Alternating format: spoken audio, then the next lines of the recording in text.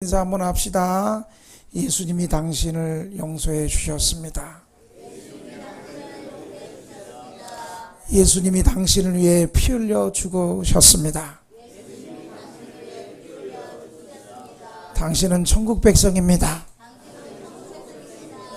할렐루야. 네.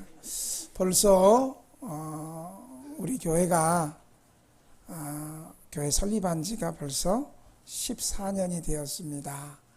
14년 전에 지하 예배당에서 25평 되는 지하 예배당에서 교회가 시작이 됐습니다. 그때 교회를 나오신 분들도 눈에 보이고 또 많은 분들이 또 천국으로 또 가신 분들도 계시고, 그리고 3년 있다가 지하 예배당에서 건물주가 꽃집에 들어오니까 나가주세요. 그렇게 해서 참 우리에게 위기가 왔습니다. 지금 생각해 보니까 그 위기가 하나님의 축복이었던 것 같아요. 만약에 그때 꽃집에서 나가주세요 소리 안 했으면 저부터 지하 예배당에 주여 보증금도 없고 월세도 안 내고 돈 걱정 하나도 없으니 여기가 천국이오니 여기서 초막셋을 짓게 해 주시옵소서. 이대로 줬사오니 주님 오실 때까지 평생 여기서 살게 해 주옵소서. 아마 그랬을지도 모르겠습니다. 그런데 위기가 기회가 돼가지고 3년 만에 하나님의 특별한 은혜로 이곳으로 이전이 되었습니다. 그리고 이곳에서 3년 동안 지지고 볶고 소리치고 그렇게 하다가 어느덧 10년이 흘렀습니다.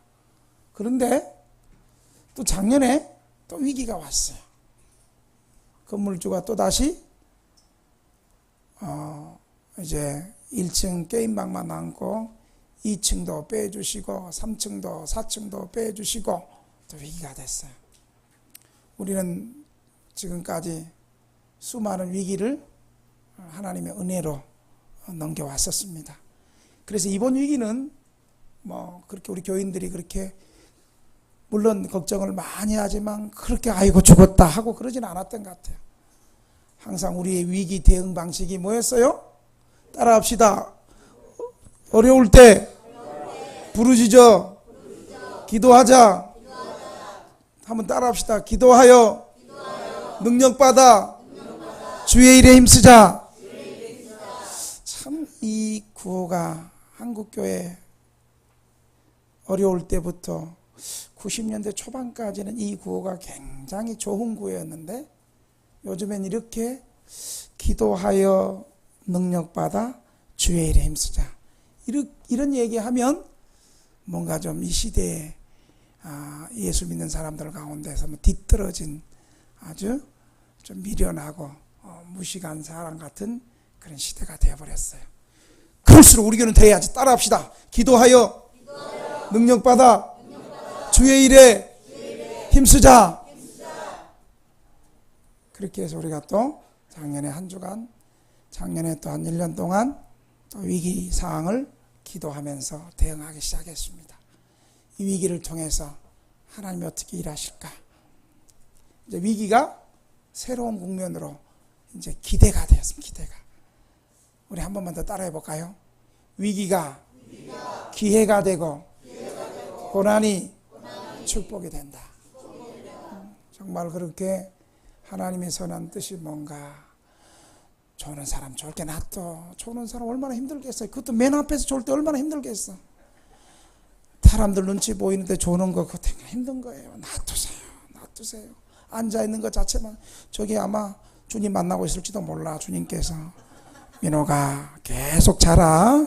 내가 오늘 밤에도 너 계속 자게 바로 불러줄게. 그럴지도 모르니까 그 얼마나 괴롭겠어. 그러니까 자꾸만 그 뒤에서 잔다고 차지 말고 옆에서 꼬집지 말고 가만히 놔두세요. 가만히 놔두세요. 우리 인간은 해라 하면 더 안 하고 싶고 하지 말라면 하고 싶고 가만히 놔둬야지 주님이 일하십니다. 계속 주무세요. 그러나 이제 이건 알아야 돼. 설교 초반부터 조는 건 내 책임이 아니야. 자기 책임이야. 설교 중간에 조는 건 목사가 설교를 잘못해가지고 길게 해서 조는 목사 책임이지만 설교 초반부터 조는 건 나 책임 아니야. 뭐 그렇다고 박수 치면 안 되고요. 그 박수 치는 사람도 또 좋을 수 있으니까 우리 서로 조심합시다. 그렇게 해서 중요한 얘기를 하는데 또 중간에 또 그렇게 해서 작년 10월 말쯤에는 우리가 기도했더니 하나님이 긍휼히 여겨주셔가지고 건물주의 마음을 이렇게 바꿔주셨어요. 그래가지고 우리 2층만 재계약할 줄 알았는데 목사님 2층만 재계약할 것이 아니고 3층 4층도 교회가 계약해야지. 2층만 계약하면 계약이 안 되고요. 2층과 3층과 4층을 같이 계약해야지 계약해 줍니다. 그래가지고 우리의 의지와 계획과 상관없이 하나님께서 2층, 3층, 4층까지 이렇게 교회가 확장될 수 있게 되었습니다. 그래서 박수 치려면 제대로 치고 안 치려면 말고, 그렇게 해서 3층은 우리 여성 노숙인들이 생활하는 우리가 명칭을 본하우스로 교회가 정하고, 또 4층은 또 2층, 3층 교회를 잘 관리하기 위해서 사택이 이제 들어와서 생활을 하게 되었습니다. 참 지금까지 14년을 돌아보면 참 하나님의 은혜가 아니면 설명될 수 없는 일이 너무 많았고, 우리 주변을 다 돌아봐도 우리 성도들 가운데 뭐 재력이 유력한 사람 없고 세상에서 유명한 사람 하나도 없지만 하나님께서 미련한 자를 통해서 지혜로운 자를 부끄럽게 하시고, 하나님께서 가난한 자를 들어서 부유한 자들을 부끄럽게 하시고, 하나님께서 없는 것을 들어서 있는 자를 부끄럽게 하시는 하나님께서 교회를 통해서 하나님의 위대한 일들을 많이 하셔서 하나님의 은혜가 아니면 설명될 수 없는 그런 사건들과 기적의 연속으로 우리 교회가 14년 동안 오게 되었습니다. 우리 하나님 앞에 감사의 박수를 한번 올려드립니다.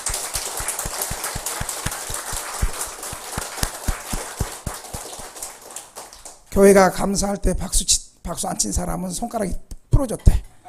2명 있대, 그런 사람. 그렇게 해서 우리 교회가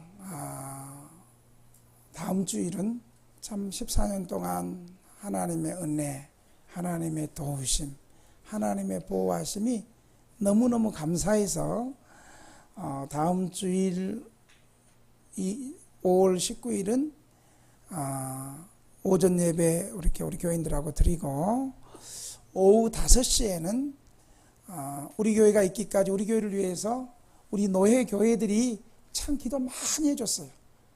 노예 목사님과 노예 성도들이 기도 많이 해주시고, 뜻 있는 교회들은 형편이 되는 대로 헌금도 해주셨고, 또 우리 교회를 나오지 않지만 타 교회를 다니면서 우리 교회 헌금해 주신 분들, 개인들, 교회들, 또 기업들이 이런 모든 사람들을 하나님이 감동시켜 주시고, 하나님이 우리 등대교회를 사랑하는 마음을 불러일으켜 주셔가지고 우리 교회가 지금까지 이 창신동 지역에서 목회할 수 있게 되었던 거예요. 그래서 우리가 너무 감사해서 5월 19일 날 오후 5시에는 교회 설립 14주년 확장 감사 예배를 이제 우리 교회에서 노예 목사님들, 지인들을 초청해서 5시에 이제 우리 노예 목사님들이 오셔서 모든 예배 순서를 맡아서 기도도 해주시고 성경 봉독도 하고 또 특송도 하고 또 설교도 해주시고 축사도 하고 권면도 하고 이렇게 예배를 드리고, 교회가 감사해서 출장 뷔페를 아주 맛있는 출장 뷔페를 불러서 여기 모인 모든 사람들에게 식사를 대접하고, 또 교회가 또 선물을, 아주 비싼 선물을 참석하는 모든 분들에게 교회가 선물을 준비하고, 그렇게 해서 큰 잔치를 우리 교회가 이제 다음 주일날 오후 5시에 그렇게 하려고 합니다.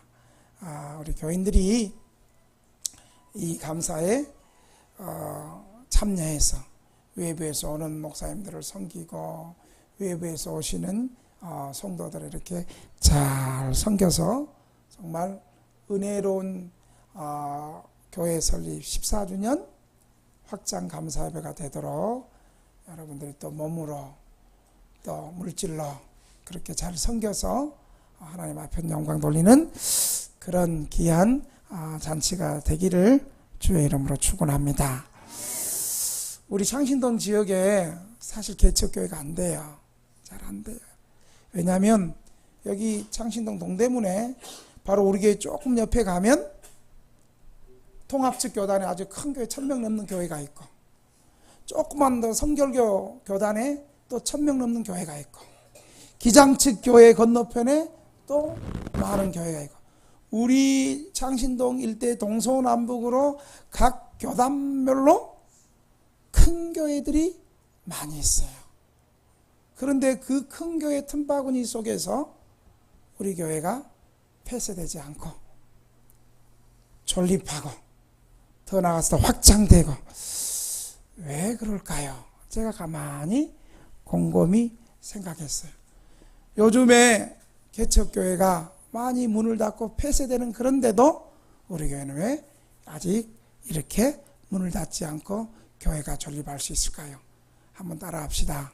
아무리 주변에 큰 교회가 많아도 사명이 있는 교회는 존립하고 확장하고 성장한다. 할렐루야. 앞에는 많이 믿는 것 같은데 저 뒤에는 몇 명 안 믿는 것 같아. 사명은 안 믿는 것 같아.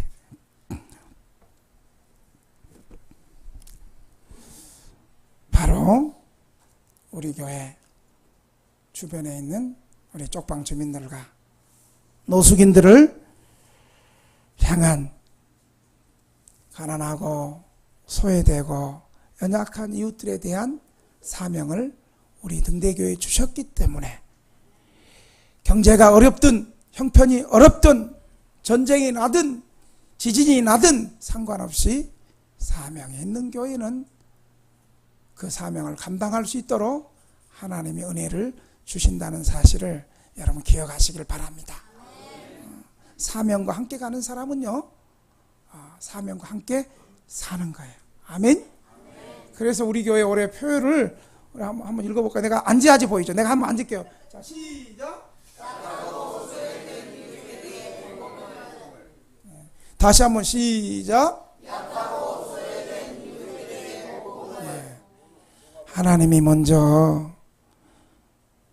약하고 가난하고 병들고 외로운 우리를 먼저 찾아주셔서, 예수님 먼저 나에게 오셔서 예수 믿게 하시고 나를 회복시켜 주셔서, 이제 나도 은혜 받았으니까 우리 동네 우리 쪽방에서 또 우리 주변에 있는 노숙인들과 가난한 사람들에게 나를 기다려 주시고 나를 용서해 주시고 나를 예수 믿게 하신 그 사랑이 그들에게도 동일하게 있음을 믿고 우리가 이 사명 잘 감당하는 우리 등대교회 성도들이 다 되시기를 주님의 이름으로 축원합니다. 그러기 위해서는 여러분, 우리의 마음에 불이 있어야 돼요. 불. 어떤 불이 있어야 될까요? 다른 사람을, 나보다 더 연약한 사람을 불쌍히 여기는 긍휼의 불이 있어야 돼요. 그 다음에 우리 정승표 성도님이 얘기했던 성령의 불이, 저분에게 복음을 전하지 않으면 정말 안 되겠다는 절박한 그 마음은 내가 노력해서 되는 게 아니에요. 성령께서 내 마음에 그 불을 주실 때 영혼을 향한 갈급한 마음이 불러 일어나는 줄 여러분 믿으시기 바랍니다. 오늘 본문에 바울도 하나님께 사명을 받은 자로서 이 사명을 감당하기 위하여 부르심을 받아 사명에 합당한 삶을 살아가고 있었습니다. 여러분, 바울이 지금 이 에베소서를 기록하고 있을 때 형편이 좋은 형편이 아니었어요. 로마 옥중에 갇혀가지고 지금 로마 황제 네로에게 재판을 받기 위해서 신문을 받으면서 지금 로마 감옥에 지금 2년 동안 가택연금 당한 상태에서 지금 에베소서를 기록하고 있는 거예요. 바울을 기다리고 있는 것은요, 신분 받다가 사형당할지도 몰라요. 내일을 알 수 없는 두려움이 바울을 기다리고 있었어요. 그것뿐이 아니었어요. 또 뭐가 있었느냐? 바울을 기다리고 있었던 것은 바울을 시기하고 질투하고 바울을 어떻게 하면 죽이려고 하는 얼굴에 살기 있고 도끼를 품은 심술궂은 바울을 박해하는 유대주의자들이 바울을 또 고소하고 있었습니다. 바울은 지금 로마의 채찍에서 가택연금을 당해서 자유의 몸이 아닌 죄수의 신분이었습니다. 비록 바울에게는 사람들이 찾아와서 바울의 얘기를 듣게 하고 자유롭게 바울을 방문하고 맞이할 수 있는 자유의 몸은 주었지만 신분은 죄수였고, 또 바울 옆에 로마 병정이 밤낮으로 바울이 도망을 가나 안 가나 옆에서 바울을 밤낮 감시하고 있었습니다. 그럼에도 불구하고 바울은 사명을 감당하기 위해서 낙심하지 않고 절망하지 않고 복음을 전했습니다. 바울의 사명은 무엇인가요? 본문에 몇 가지로 얘기하고 있지만 오늘 저는 세 가지로 여러분에게 바울의 사명을 들려준 다음에 우리도 바울처럼 똑같이 살 수는 없지만 바울 같은 마음으로 우리의 삶 현장에서 그렇게 노력하고 도전하는 우리 등대교회 성도들이 다 되시기를 주의 이름으로 축원합니다. 첫째, 바울의 사명은요, 복음의 비밀을 깨달아서 이방인들에게 이 복음의 비밀을 전하는 사명이 바로 바울에게 있었어요.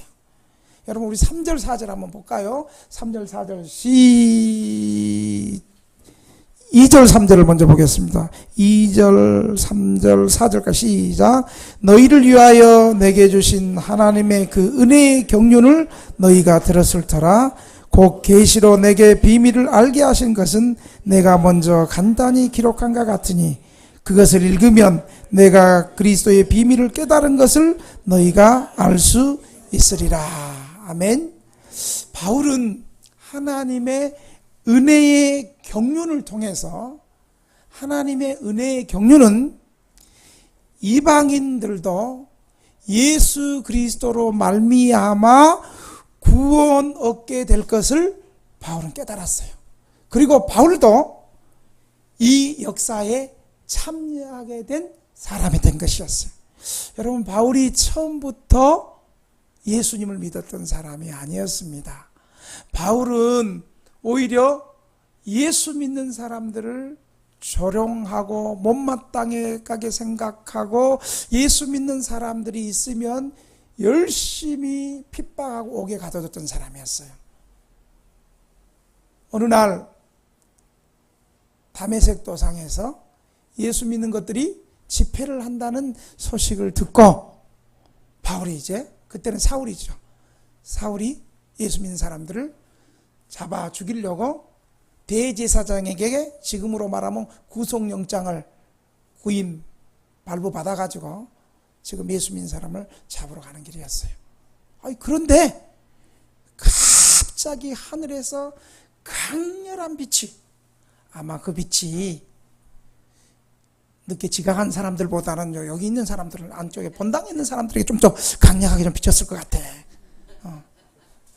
하여간 그 빛이 강렬하게 바울과 주변에 있는 사람들에게 강렬하게 비쳤어요. 그래서 그 강렬한 그 햇빛 속에 바울이 그냥 쓰러진 거예요. 눈이 멀어져서. 음성은 바울만 들린 거예요. 그때 어떤 음성이 들렸냐면, 사울아 사울아 왜 네가 나를 박해하느냐? 주여 당신은 누구입니까? 나는 네가 박해하는 예수님이다. 예수님 몇십 년 전에 십자가에서 처절하게 처형돼서 죽은 줄 알았는데, 그 예수님이, 부활하신 예수님을 바울이 만난 거예요. 그러면서 그 교회를 박해했던 바울, 하나님과 예수님과 상관없이 생을 살아가던 바울에게 주님이 지금까지 용서해주고 참으면서 바울에게 새로운 사명을 주는 거예요. 여러분, 그 사명을 사도행전 9장 15절에 이렇게 말하고 있어요. 여러분 같이 한번 읽어볼까요? 시작. 주께서 이르시되 가라, 이 사람은 내 이름을 이방인과 임금들과 이스라엘 자손들에게 전하게 하여 택한 나의 그릇이다.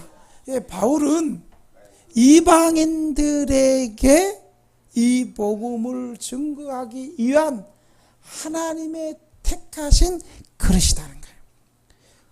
바울이 오늘 3절 계시의 말씀으로, 바울이 계시로 말미암아 이 복음의 비밀을 바울이 깨달은 거예요. 여러분, 복음의 비밀이 무엇이에요?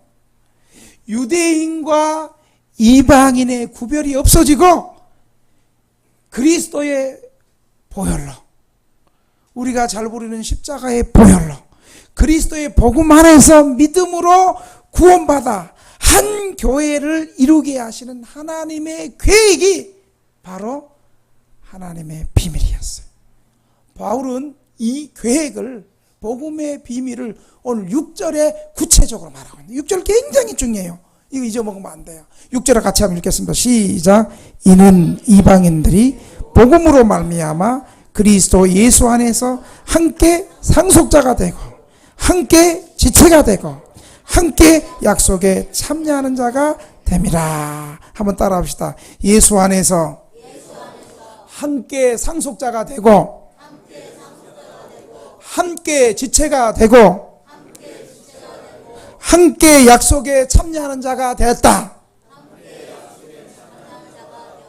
예, 이것은 유대인들만 예수님과 함께 천국 백성의 상속자가 되고, 유대인들만 함께 예수님의 몸이 되고, 유대인들만 함께 천국 약속에 참여하는 사람이 아니라 예수 그리스도를 믿는, 유대인이 하는 모든 믿음으로 예수 그리스도를 믿는 모든 이방인들도, 우리 저와 여러분들도 예수 그리스도 안에서 함께 천국의 상속자가 되고 함께 주님과 같은 몸을 이루고 함께 하나님 나라의 구원받은 약속에 참여한 자가 되었다는 위대한 복음의 비밀을 바울이 계시로 깨달아 가지고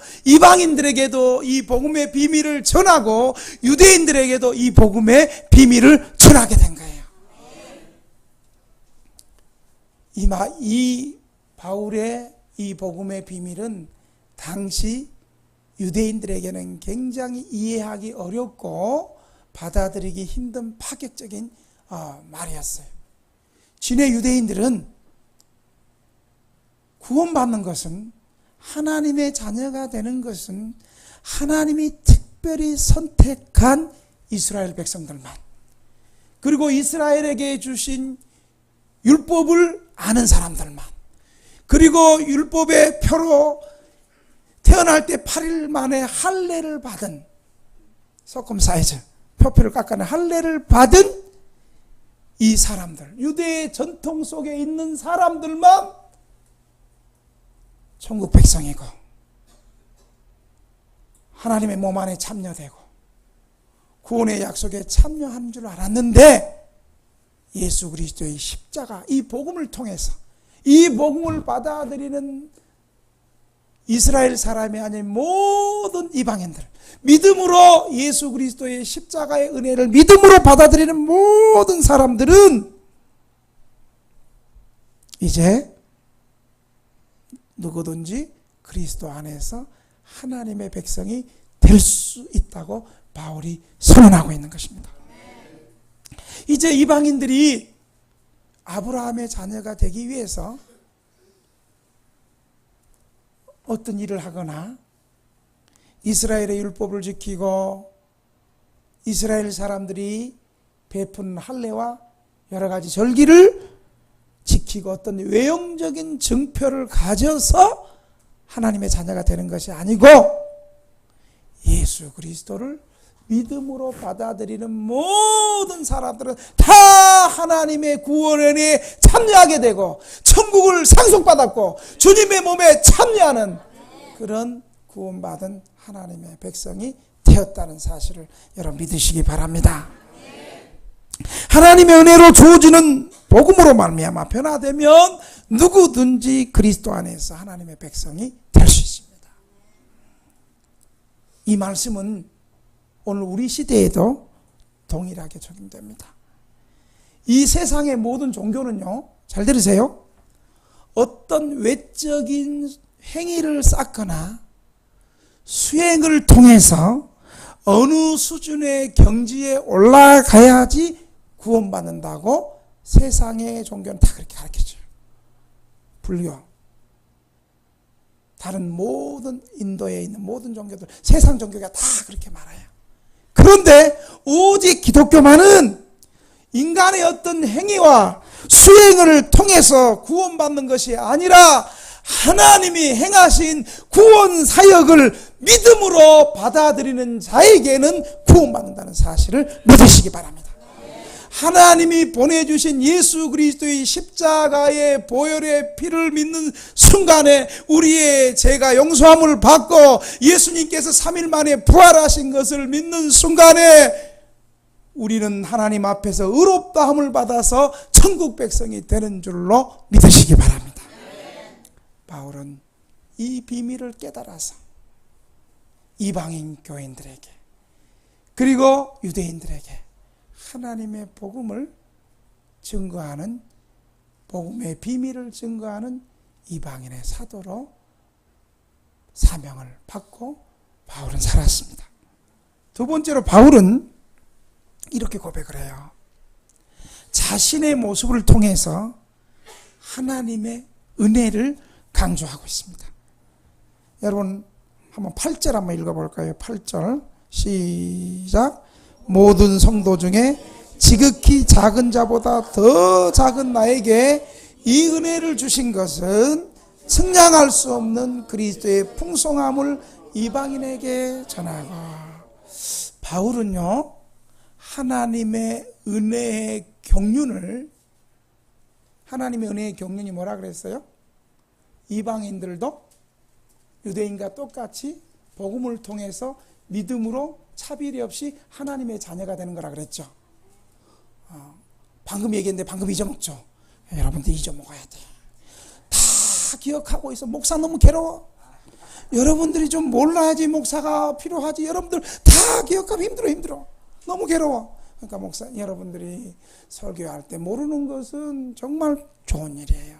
목사가 또 설교할 거리가 있고 또 설교하지 그냥 따박따박 반박하고 따박따박 그거 아닌데요. 대들면 나 여기서 설교 못해.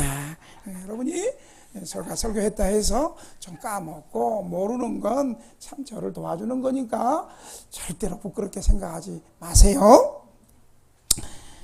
이 하나님의 은혜의 경륜을 깨닫고 계시를 통해서 바울은 교회에게 복음의 비밀을 알려주는 특권을 바울만이 가졌어요. 여러분, 이런 특권의식이 있으면 사람이 겸손해져요, 교만해져요? 우리 교인들은 겸손해진다고 말하는데 정말 은혜가 돼요. 근데 대부분 자기만 아는 특별한 특권이 있으면 사람들 교만해져요. 바울은 이 특권의식 때문에 교만하지 않았습니다. 오히려 이 특권의식이 바울을 더 겸손하게 만들었습니다. 여러분, 오늘 8절에 뭐라 그래요? 바울은 자신을 모든 성도 중에 지극히 작은 자라고 여기면서 복음의 사명자로 하나님의 복음의 비밀을 깨달은 것은 하나님의 은혜라고 고백하고 있습니다. 그리고 자신은 모든 성도 중에서 가장 지극히 작은 자고 못난 자라고 부족한 자라고 자기 자신을 하나님의 은혜 앞에 감추고 있습니다. 여러분, 바울이 진짜 작은 자인 줄 아세요? 바울이 작은 자가 아니에요. 바울은 당시에 세상의 학문을 통달하고 권력과 명예를 누리고 하늘의 비밀의 계시를 깨달은 사람이 바울이었어요. 12사도들 가운데 바울처럼 가문과 학문과 영성이 뛰어난 사람이 누가 있겠습니까? 바울보다도. 요즘으로 말하면 바울은 좋은 가문에 금수저에 서울대학 나오고 최고의 엘리트가 바로 사도 바울이었습니다. 그런데 바울은 자기 자신을 오늘 나는 모든 성도들 가운데서 가장 작은 자고 비천한 자라고 자신을 부정하고 하나님의 은혜를 높였습니다. 여러분, 더 나아가서 바울은 고린도전서 15장 9절에는 이렇게까지도 말해요. 같이 한번 읽겠습니다. 시작. 나는 사도 중에 가장 작은 자라. 나는 하나님의 교회를 박해하였으므로 사도라 칭함받기를 감당하지 못할 자니라. 여러분, 이렇게 고백하고 있어요. 이렇게까지. 사도 바울은 자기는 사도로서 자격이 없다는 거예요. 내가 한 짓이 있지. 내가 지금 아무리 전도여행 1차, 2차, 3차 그리고 제1차 로마에서 투옥되고 복음 전하고 또 2차 로마에서 감옥에서 투옥되고 복음을 위해서 아무리 고생하고 애쓰고 헌신했다 할지라도 나는 자격이 없다. 나는 사도로서 자격 없는 놈이다. 바울은 자기 스스로를 이렇게 낮추고 있는 거야. 그리고 오늘 본문은 더 나아가서 성도들 가운데 가장 나는 미천한 자라고 얘기합니다.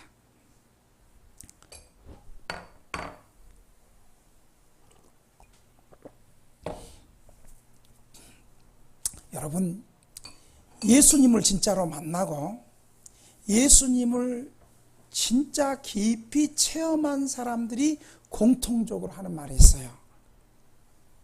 예수님을 만나고 깊이 체험한 사람은 자신의 모습을 제대로 봐요. 예수님 믿기 전에는, 예수님 만나기 전에는 내가 내 자신을 생각해도 나는 정말 훌륭하고 너희들 나만큼만 살아라 말이야. 나는 정말 법 없이도 살고 나는 정직하게 살았고 나는 정말 이 세상에서 진실하게 살았고 자기 자신을 굉장히 위대하게 높게 훌륭하게 평가해요. 예수님 만나기 전에. 그런데요, 예수님을 진짜 만난 사람은 한결같이 자기 자신을 바라보면 주님, 나에게는 소망이 없습니다. 나는 죄로 가득 차고 추하고 더러운 사람입니다. 그래서 마태복음 5장 4절처럼 애통하는 자는 복이 있나니 저희가 위로를 받을 것이요. 예수 만난 사람은 정말 애통해요. 왜 애통해요? 나를 쪽방으로 밀어내고 나를 노숙시킨 환경과 사람 때문에 애통하고 신세한탄한 겁니까? 그렇지 않아요. 내가 어려운 환경 때문에 신세 한탄하면서 우는 것이 아니고 하나님 앞에 쓰면 쓸수록 내 죄가 너무 많고 내 죄가 너무 커서 애통하고 우는 거예요.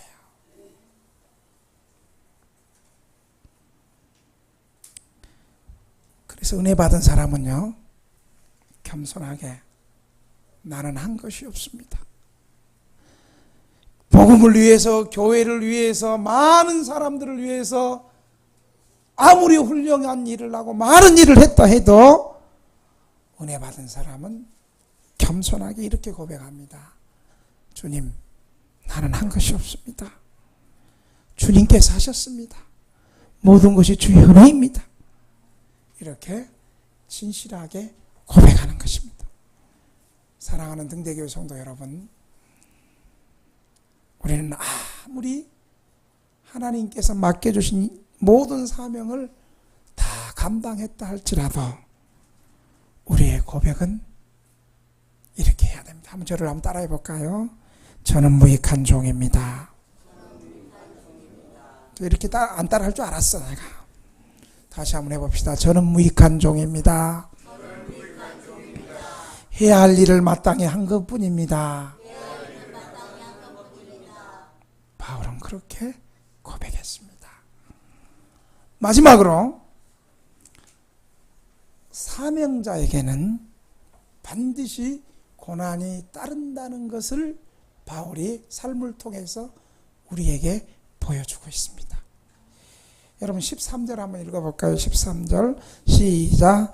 그러므로 너희에게 구하노니 너희를 위한 나의 여러 환난에 대하여 낙심하지 말라. 이는 너희의 영광이니라. 여러분 13절 말씀은 오늘 본문 말씀의 결론입니다. 바울은 복음을 위해서 복음을 전하면서 옥에 갇힌 자가 되었습니다. 그러나 바울은 그것 때문에 원망하거나 낙심하지 않고 도리어 옥에 갇혀도 어떤 환난과 박해 가운데서도 오히려 지금 감옥 밖에 있는 에베소 교인들에게 낙심하지 말 것을 지금 바울이 부탁하고 있습니다. 이 부탁은 누가 해야 되겠어요? 오히려 에베소 교인들이 감옥 안에 있는 바울에게, 바울 선생님, 우리가 바울 선생님 수고를 압니다. 바울 선생님은 지금까지 복음을 전하기 위해서 위대한 일을 하셨습니다. 복음을 위해서 지금 옥에 갇히고 자유가 없는 몸이니 바울 선생님 낙심하지 마십시오. 바울 선생님의 모습이 우리에게는 큰 영광과 위로가 됩니다. 오히려 지금 자유인이 바울에게 이렇게 말해야 되거든요. 거꾸로 바울이 얘기하고 있는 거예요. 바울은 복음을 위해 고난받는 것이 오히려 에베소 성도들에게 영광스러운 일이라고 도리어 말하고 있습니다. 바울은 예수님 만난 이후에요. 바울이 예수님 만난 이후에 머뭇거리지 않았어요. 바로 즉시 예루살렘에 올라가가지고 예수가 그리스도라고 복음을 전하고 살았어요. 그리고 예수님을 만난 후에 30년 동안 험악한 고난의 길을 걸었어요. 여러분, 바울이 안디옥 교회로부터 제1차 선교행을 떠날 때 이고니온과 더베와 루스트라 지역에 와서 복음을 전하니까 이 유대인들이 거기까지 쫓아와가지고 바울을 설교하고 있는데 짱돌 들어가고 바울을 막 돌려 쳐버렸어요. 바울이 혼절했습니다. 기절했습니다. 거의 죽게 됐습니다. 죽게 됐다는 건 한 대만 쳤겠어요? 죽을 때까지 계속 쳤겠어요? 험악하게 쳤어요. 그래서 바울이 죽인 줄 알고 바울을 그 루스트라에서 들어가지고 시외로 그냥 던져버렸어요. 아, 이제 죽었구나. 그 소식을 바울의 제자들이 듣고 우리 바울 선생님이 복음을 전하다가 드디어 루스트라에서 장렬하게 운명하셨답니다 하고 제자들이 장례 치르기 위해서, 장례 예배하기 위해서 바울 곁에 섰어요. 자, 우리 사도 바울 선생님께서 돌에 장렬하게 전사했습니다. 우리 찬송합시다. 기도합시다. 또 그러려고 하는데 하나님 은혜로 바울이 일어난 거예요. 우리 같으면 어땠을까요? 아우씨, 죽을 뻔했네. 큰일 날 뻔했네. 어이씨, 야, 어이구, 빨리빨리 도망가자. 빨리 본부를 빨리 기한하자. 어이구. 근데 바울은 안 그랬어요. 어떻게 했는지 아세요? 바울은 자기를 핍박하고 돌로 찍었던 그 이고니온, 더베, 루스트라 지역으로 다시 되돌아가 가지고 다시 교회를 든든하게 하기 위해서 지금 복음을 이제 초창기 들었으니까 한 번 전한 복음에 하나님의 말씀이 필요하니까 거기에 일꾼을 또 세운 거예요. 교회 장로를 세운 거예요. 교회 조직 교회를 세우기 위해서 자기를 돌로 찍었던 그 인간들을 향해서 아나 이쁘겠다. 그런데 바울은 그 복음의 열정, 다시 돌로 찍은 그 교회들을 향해서, 그 지역을 향해서 다시 들어가서 다시 교회를 세우는 거예요.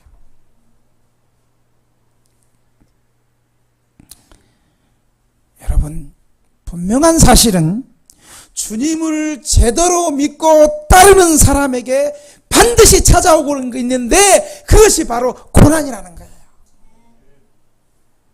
그래서 성경은요, 이 고난을 이렇게 말해주고 있어요. 디모데후서 3장 12절에 이렇게 말해주고 있어요. 시작. 무릇 그리스도 예수 안에서 경건하게 살고자 하는 자는 박해를 받으리라. 여러분, 가짜에게는 박해도 하나. 내가 고난받을 때, 내가 잘못해서 받는 고난 말고 내가 복음을 위해서 고난받을 때 우리는 이렇게, 내가 진짜 신자구나. 주야, 이 고난을 하필 나는 나보다 좀 못되게 살고 나보다 더 악하게 사는 저것들은 고난이 안 오고 저것들은 잘 처먹고 잘 사는데 왜 나는 주님을 위해서 이렇게 살았는데 힘들고 어렵고 똥구멍 째지게 가라라고. 여러분 이런 기도 좀 하지 마이지.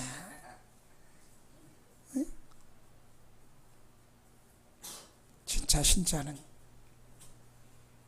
주님 때문에 고난 받을 때, 올 게 왔구나. 따라합시다. 올 게 왔구나. 주님께서 나를 진짜 신자로 인정해 주는구나. 좀만 힘들면 그냥 죽겠습니다. 그럴 수가 있겠습니까? 내가 김영호 목사님 불쌍해서 교회 나와줬으면 나 좀 잘되게 해야지. 왜 내게 고난이 옵니까?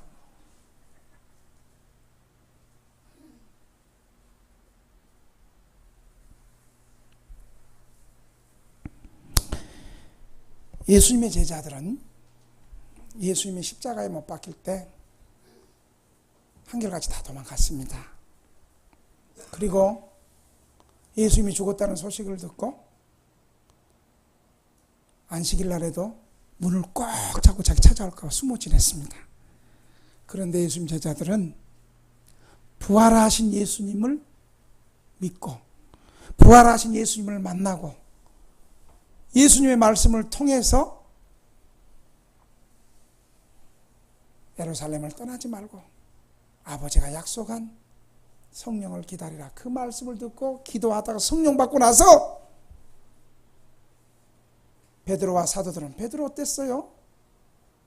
너도 갈릴리와 예수 한 패지.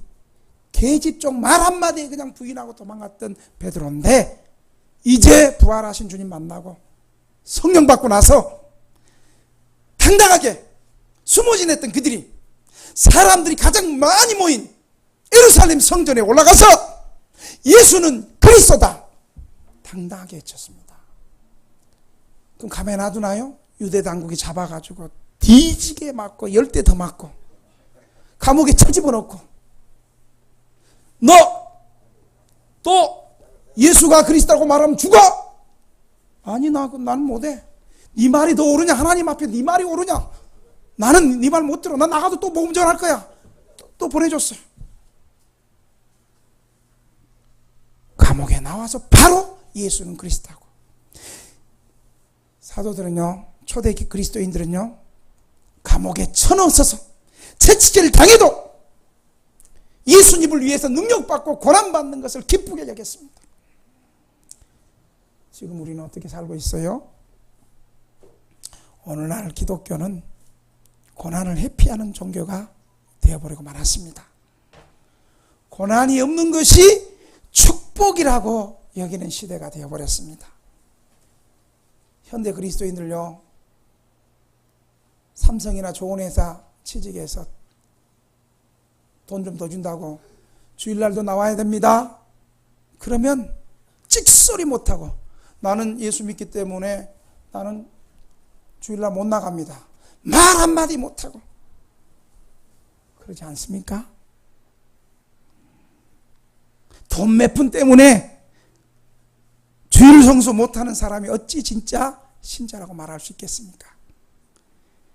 11조 내면 가난해질까봐 11조 또 제대로 못하는 사람이 어떻게 예수 믿는 사람이라고 말할 수 있겠습니까? 11조 헌금해서 가난해진 것이 아니라 11조 헌금 안 해서 가난해진 것을 모르면서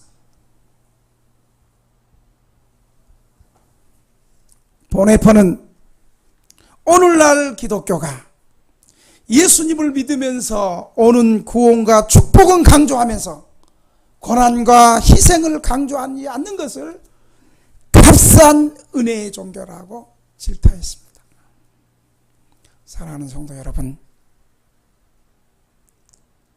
당신은 사명자입니까?